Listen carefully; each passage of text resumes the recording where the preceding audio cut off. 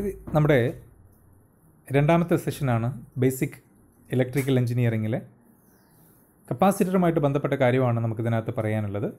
Charging of a capacitor എക്സാമിന് ചോദിക്കുന്ന കപ്പാസിറ്ററിൻ്റെ ചാർജിങ്ങും ഡിസ്ചാർജിങ്ങും എക്സാമിന് ചോദിക്കാറുണ്ട്.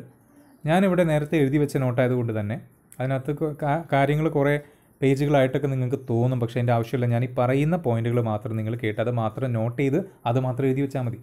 ആകെ 2-3 പോയിന്റുകൾ മാത്രമേ നമ്മളിവിടെ പറയുന്നുള്ളൂ. ഈ ഒരു ഫിഗർ നിങ്ങൾ ശ്രദ്ധിക്കുക. ചാർജിങ് ആയാലും ഡിസ്ചാർജിങ് ആയാലും ഈ ഒരൊറ്റ ഫിഗർ മാത്രമേ ഉള്ളൂ. അപ്പോൾ ഈ കോമൺ ആയിട്ടുള്ള ഫിഗർ നിങ്ങൾ മനസ്സിലാക്കുക. ഇതിൽ നമ്മൾ ശ്രദ്ധിക്കേണ്ടുന്ന കാര്യം, ഇവിടെ നമ്മൾക്കൊരു ബാറ്ററി ഉണ്ട്. ഓക്കെ ആണല്ലോ? ബാറ്ററി ഉണ്ട്. അതേപോലെ ഇവിടെ ഒരു കപ്പാസിറ്റർ ഉണ്ട്. ഓക്കെ, അതേപോലെ ഇവിടെ ഒരു റെസിസ്റ്ററും വെച്ചിട്ടുണ്ട്. റെസിസ്റ്റർ എന്താണെന്ന് വെച്ചാൽ ഓവറായിട്ട് കറണ്ട് വരികയാണെങ്കിലൊക്കെ അതിനെ കൺട്രോൾ ചെയ്യാനൊക്കെ ആയിട്ട് വയ്ക്കുന്നതാണ് സാധാരണഗതിയിൽ.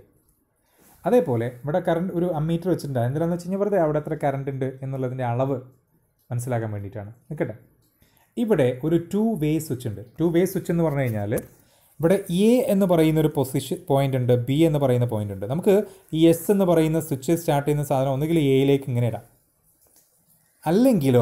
അല്ലെങ്കിൽ ആ സാധനം സ്വിച്ച് നമുക്ക് എങ്ങനെ ഇടാം, എസ് ബിയിലേക്ക് ഇടാം.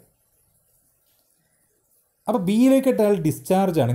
ഇങ്ങനെയാണ് സർക്യൂട്ട് ഉണ്ടാവുക. നമ്മുടെ സർക്യൂട്ട് എങ്ങനെ ഉണ്ടാവുക, ഇങ്ങനെ ഉണ്ടാവുക.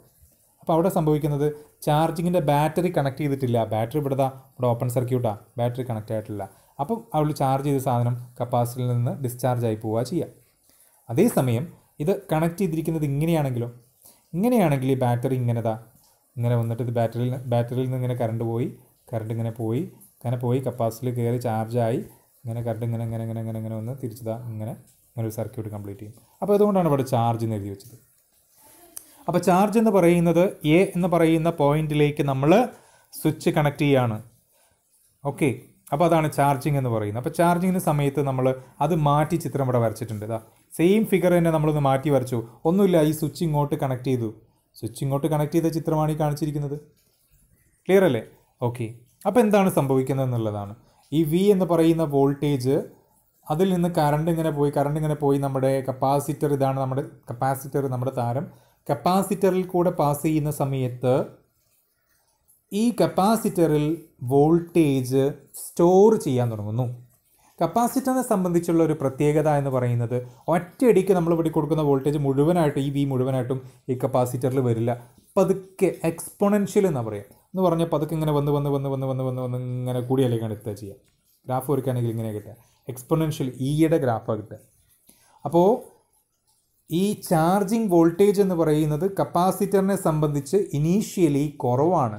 കുറഞ്ഞ് കൂടി വന്ന് നമ്മുടെ മുഴുവൻ വോൾട്ടേജും ഈ ബാറ്ററിയുടെ മുഴുവൻ വോൾട്ടേജും ഇതിനെ ക്രോസ് ആയിട്ട് വരുന്നു, കപ്പാസിറ്ററിനെ ക്രോസ് ആയിട്ട് വരുന്നു.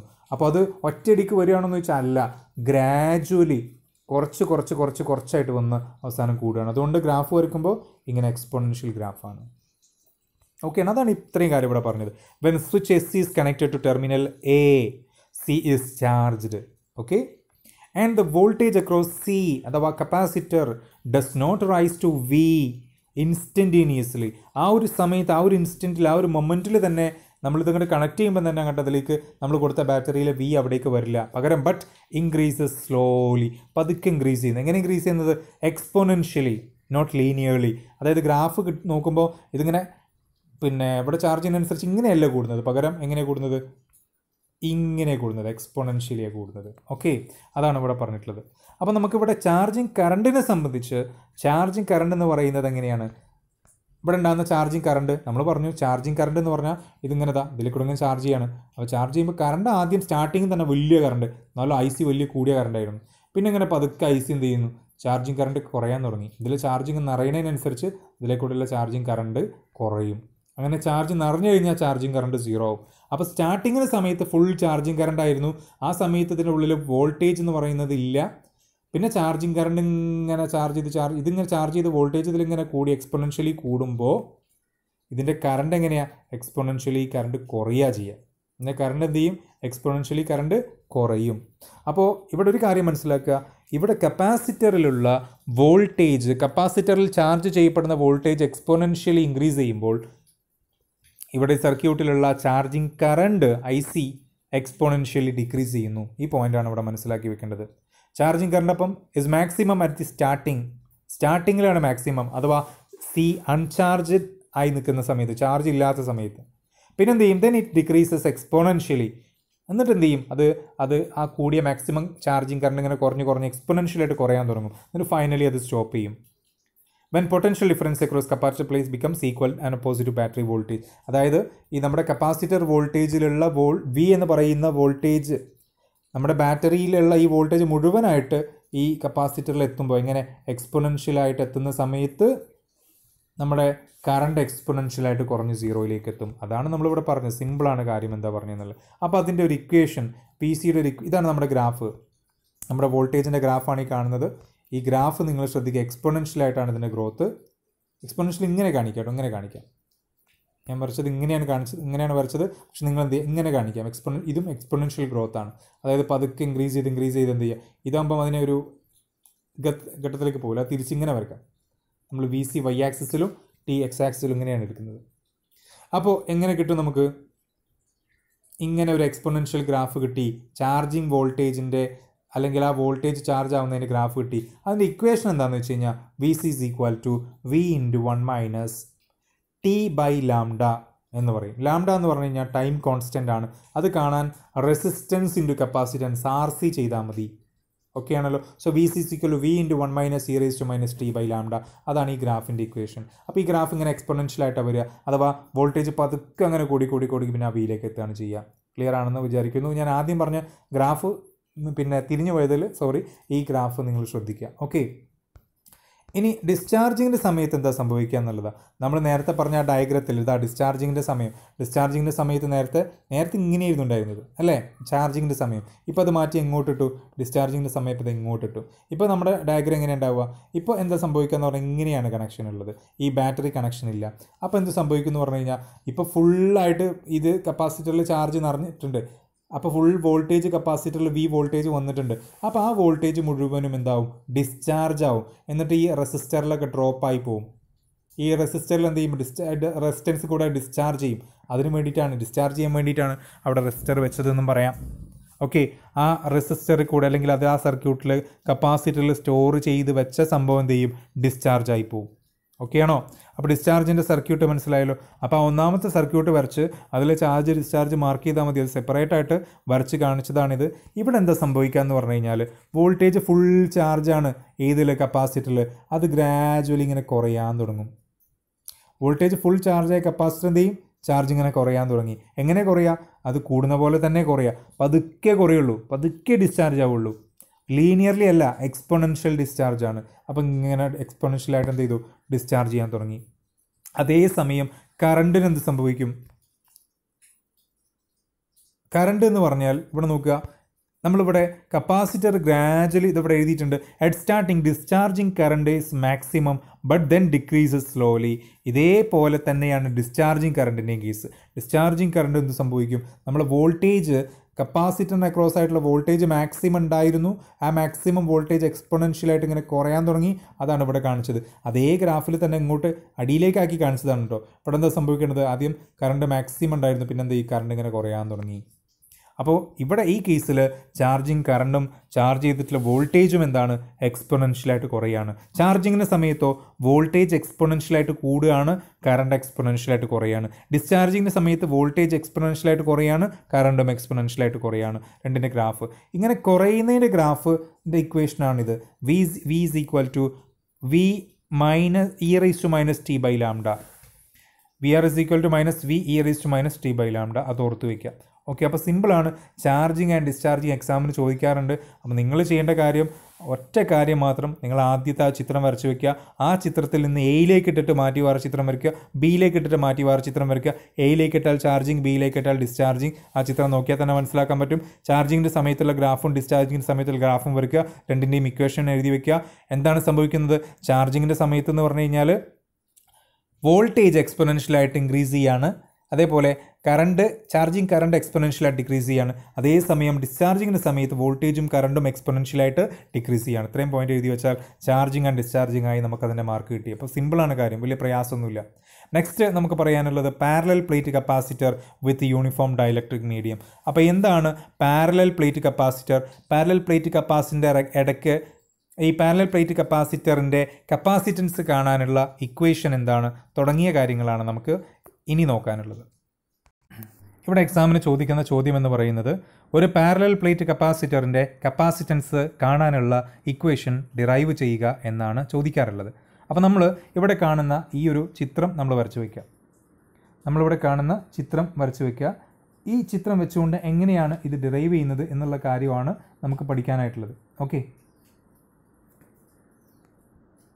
അപ്പോൾ നമ്മൾ നേരത്തെ ചാർജിങ്ങും ഡിസ്ചാർജിങ്ങും പറയുന്ന കൂട്ടത്തിൽ പറയേണ്ടതാണ് അല്ലെങ്കിൽ മനസ്സിലാക്കേണ്ട കാര്യമാണ് ഒരു പാരലൽ പ്ലേറ്റ് കപ്പാസിറ്ററിൻ്റെ കാര്യം. ഒരു കപ്പാസിറ്റർ ഉണ്ടാവുക എന്ന് പറയുന്നത് ഒരു സൈഡിൽ പോസിറ്റീവ് ചാർജും അപ്പുറത്തെ സൈഡിൽ നെഗറ്റീവ് ചാർജും ഇടയ്ക്ക് ഒരു ഇൻസുലേറ്റർ അല്ലെങ്കിൽ ഡൈഇലക്ട്രിക്കും വന്നു കഴിഞ്ഞാൽ അങ്ങനെ കപ്പാസിറ്റർ ഉണ്ടാകും. ഇതിനെ പാരലൽ പ്ലേറ്റ് കപ്പാസിറ്റർ എന്ന് പറയും. നമ്മുടെ ഈ പ്ലേറ്റ് എന്ന് പറയും, ഇവിടെ ഒരു പ്ലേറ്റ് കണ്ടക്റ്റിംഗ് പ്ലേറ്റ് ആണ്. അതിൽ ആ ഒരു പ്ലേറ്റിൽ പോസിറ്റീവും മറ്റേ പ്ലേറ്റിൽ നെഗറ്റീവും ഇടയ്ക്ക് ഇൻസുലേറ്ററും, ഇതാണ് കപ്പാസിറ്റർ എന്ന് പറയുന്നത്. അപ്പോൾ ഈ പ്ലേറ്റ് എന്ന് പറഞ്ഞാൽ റൗണ്ട് സർക്കുലർ പ്ലേറ്റ് ആവാം, സ്ഫെറിക്കൽ പ്ലേറ്റ് ആവാം, അല്ലെങ്കിൽ റെക്റ്റാങ്കുലർ പ്ലേറ്റ് ആവാം, അങ്ങനെ എന്തോ ആവാം. അപ്പോൾ നമ്മൾ ഇതൊക്കെ പോട്ടെ. അപ്പോൾ ഇങ്ങനെയുള്ള ഈ പ്ലേറ്റ് നമ്മളോട് ചോദിക്കുക പാരലൽ പ്ലേറ്റ് കപ്പാസിറ്ററിൽ എങ്ങനെയാണ് അതിൻ്റെ കപ്പാസിറ്റൻസ് കാണാനുള്ള ഇക്വേഷൻ. അപ്പോൾ നമ്മൾ അറിയണം എന്താണ് കപ്പാസിറ്റൻസ് എന്ന് പറഞ്ഞാൽ. കപ്പാസിറ്റൻസ് എന്ന് പറഞ്ഞാൽ രണ്ട് രീതിയിൽ പറയാം. നമുക്ക് ഒരു കപ്പാസിറ്ററിൻ്റെ ഉള്ളിൽ എനർജി സ്റ്റോർ ചെയ്ത് വെക്കുമെന്ന് പറയാം. അപ്പോൾ കപ്പാസിറ്ററിൻ്റെ ഉള്ളിൽ എനർജി സ്റ്റോർ ചെയ്ത് വെക്കാനുള്ള എബിലിറ്റിനെയാണ് എന്ത് പറയുക, capacitance. Capacitance is a ability of a capacitor to store electric energy in the form of electrostatic field, in electric field അല്ലെങ്കിൽ ഇൻ ഇലക്ട്രോസ്റ്റാറ്റിക് ഫോം. അപ്പോൾ ഒരു കപ്പാസിറ്ററിൽ എനർജി സ്റ്റോർ ചെയ്ത് വെക്കുന്നത് ഇലക്ട്രിക് ഫീൽഡിലാണ് അല്ലെങ്കിൽ ഇലക്ട്രോസ്റ്റാറ്റിക് ഫോമിലാണ് എന്നും പറയാം.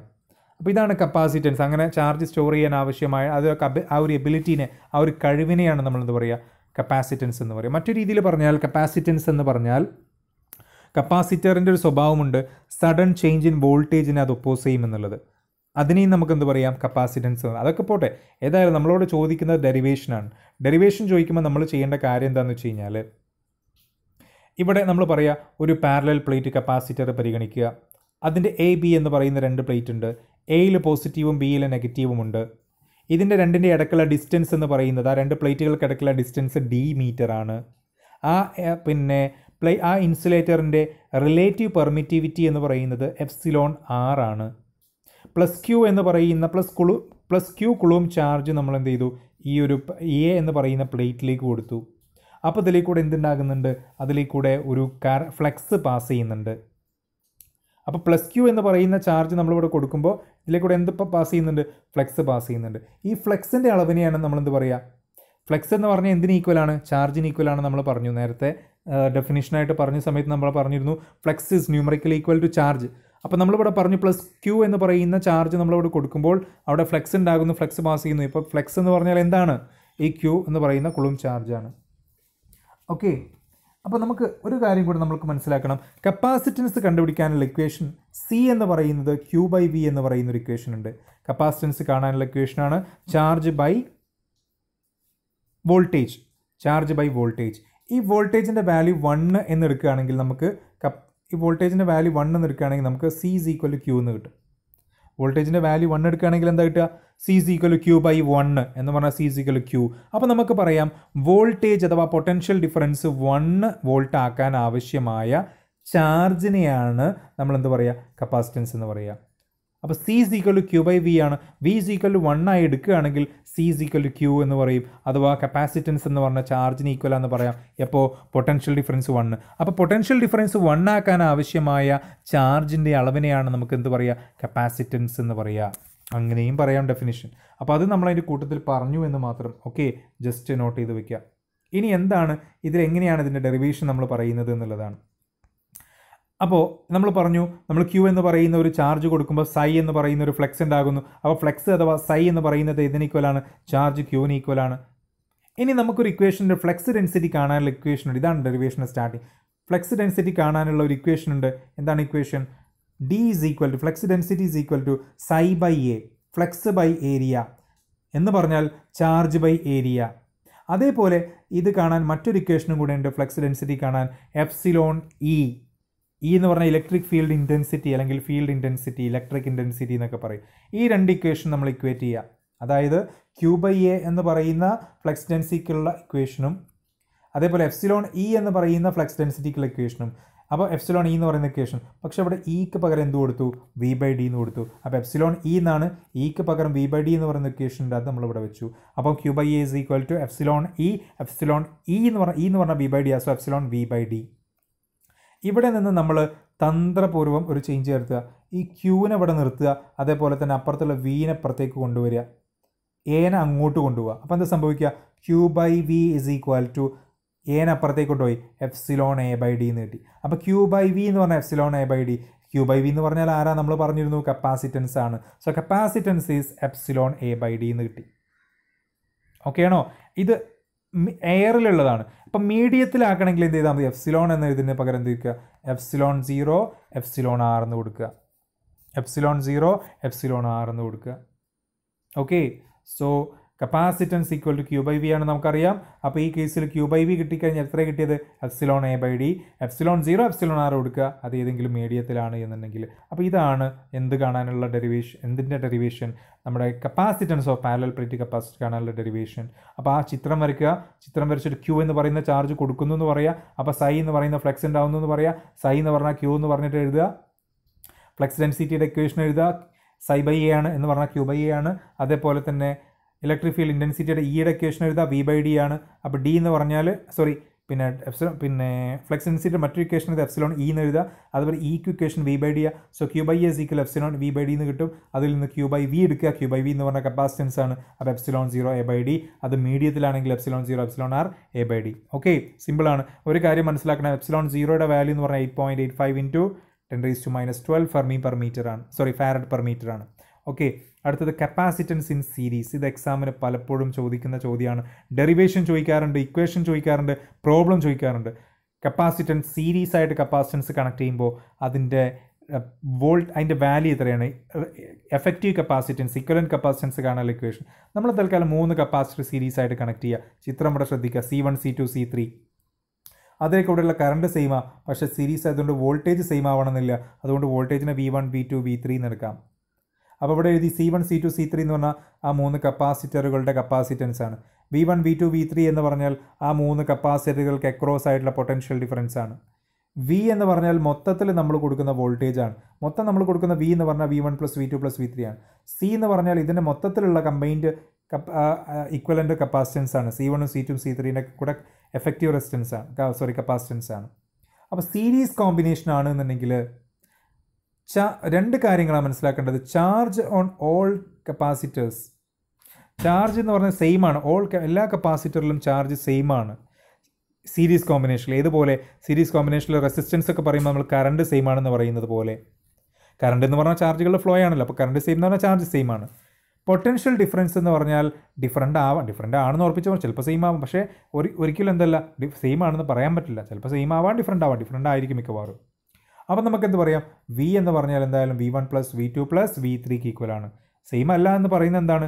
എല്ലാത്തിലും ഈക്വൽ അല്ല, അല്ലെങ്കിൽ നമ്മൾ കൊടുത്തിട്ട് ഈക്വൽ അല്ല എന്നാണ് പറയുന്നത്. So V is equal V1 + V2 + V3. നമ്മൾ കൊടുത്ത വോൾട്ടേജ് എന്ന് പറഞ്ഞാൽ അവിടെ ഡ്രോപ്പ് ആയി പോകുന്ന വോൾട്ടേജുകളുടെ സമ്മാണ്. അപ്പോൾ ഇവിടെ ഒരു കാര്യം എഴുതുകയാണ്. ഇതാണ് നമ്മൾ സ്റ്റാർട്ട് ചെയ്തത്. V is equal V1 + V2 + V3 ആ ചിത്രത്തിൽ നിന്ന് എഴുതാം. ഓക്കെ, അപ്പോൾ Vക്ക് പകരം എന്ത് കൊടുക്കാം? V എന്ന് പറഞ്ഞാൽ Q/C എന്ന് കൊടുക്കാം. കാരണം നമുക്കറിയാം C is equal to എന്താ? Q/V ആയിരുന്നു. അപ്പം V is equal to Q/C. അപ്പോൾ ഇവിടെ V1ന് പകരം Q/C1, V2ന് പകരം Q/C2, V3ക്ക് പകരം Q/C3. എന്തുകൊണ്ടാണ് Q സെയിം ആയത്? കാരണം സീരീസ് ആയതുകൊണ്ട് Q സെയിം ആണ്. അതുപോലെ Vക്ക് പകരം എന്ത് കൊടുക്കാം? Q/C ഈക്വലൻ്റ് എന്നും കൊടുക്കാം. ഇവിടെ എല്ലായിടത്തും Q കോമൺ ആണ്. സോ Q എല്ലാം കോമൺ ആയിട്ട് കട്ട് ചെയ്ത് കളഞ്ഞു. സോ ബാക്കി 1/C is equal to 1/C1 + 1/C2 + 1/C3. ഇത് കപ്പാസിറ്ററിൻ്റെ കേസിൽ സീരീസ് ആകുമ്പോൾ എങ്ങനെയാണ്? നമ്മൾ റെസിസ്റ്ററിൻ്റെ കേസിൽ പാരലൽ ആകുമ്പോൾ അങ്ങനെ പഠിച്ചിരുന്നു. 1/R = 1/R1 + 1/R. പക്ഷേ കപ്പാസിറ്റൻസിൻ്റെ കേസിൽ സീരീസ് ആകുമ്പോഴാണ് ഇങ്ങനെ. ഇനി അടുത്തത് കപ്പാസിറ്റർ പാരലായിട്ട് കണക്ട് ചെയ്യുമ്പോൾ എങ്ങനെയാണെന്നുള്ള. പാരലായിട്ട് കണക്ട് ചെയ്യുമ്പോൾ നമ്മൾ പാരലായിട്ട് കപ്പാസിറ്റർ ചിത്രം വരയ്ക്കുക. കപ്പാസിറ്റർ 1, കപ്പാസിറ്റർ 2, കപ്പാസിറ്റർ 3 കണക്ട് ചെയ്യുക. 3 അക്രോസ് ആയിട്ട് വോൾട്ടേജ് കൊടുക്കുക. എല്ലാത്തിലും വോൾട്ടേജ് സെയിം ആണ്, പക്ഷേ എല്ലാത്തിലും ചാർജ് ഡിഫറൻ്റ് ആണ്. ചാർജ് ഡിഫറൻ്റ് ആയതുകൊണ്ട് തന്നെ Q എന്ന് പറഞ്ഞാൽ നമുക്ക് പറയാം Q1 + Q2 + Q3. ക്യൂ എന്ന് പറഞ്ഞാൽ നമുക്ക് ഇക്വേഷൻ അറിയാം സി വി ആണ്, കാരണം സി എന്ന് പറഞ്ഞാൽ Q by V, Q is equal C V. അപ്പോൾ C equivalent into V. Q1 എന്ന് പറഞ്ഞാൽ C1 V, Q2 C2 V, Q3 C3 V. V എല്ലാത്തിനും V തന്നെ എടുത്തത്. എന്തുകൊണ്ട് V1 V2 V3 എടുക്കാൻ? കാരണം വോൾട്ടേജ് പാരലാകുമ്പോൾ സെയിം ആണ്. സോ എല്ലായിടത്തും വോൾട്ടേജ് V കോമൺ ആണ്. V വെട്ടിക്കളഞ്ഞാൽ C equal C1 + C2 + C3. ഇതാണ് പാരലായിട്ട് കണക്ട് ചെയ്യുമ്പോൾ കപ്പാസിറ്ററുകളുടെ ഇക്വലൻ്റ് കപ്പാസിറ്റൻസ്. റെസിസ്റ്ററിൽ നേരെ തിരിച്ചാൽ സീരീസ് ആകുമ്പോഴാണ് ഇങ്ങനെയുള്ളത് അല്ലേ? ഓക്കെ, അപ്പോൾ ഇത് മനസ്സിലായിട്ടുണ്ടാവും എന്ന് വിചാരിക്കുന്നു. പാരലൽ കോമ്പിനേഷനും അതേപോലെ തന്നെ സീരീസ് കോമ്പിനേഷൻ്റെയും കാര്യം. ഓക്കെ, ക്ലിയർ ആണെന്ന് വിചാരിക്കുന്നു. എക്സാമിന് ചോദിക്കുന്ന ചോദ്യങ്ങളാണ് കപ്പാസിറ്റൻസ്, പാരലൽ പ്ലേറ്റ് കപ്പാസിറ്ററിൻ്റെ കപ്പാസിറ്റൻസ്, അതേപോലെ തന്നെ സീരീസ് പാരലൽ ആയിട്ട് കണക്ട് ചെയ്യുമ്പോഴുള്ള കപ്പാസിറ്റർ എന്ന് പറയുന്നത്. ഓക്കെ.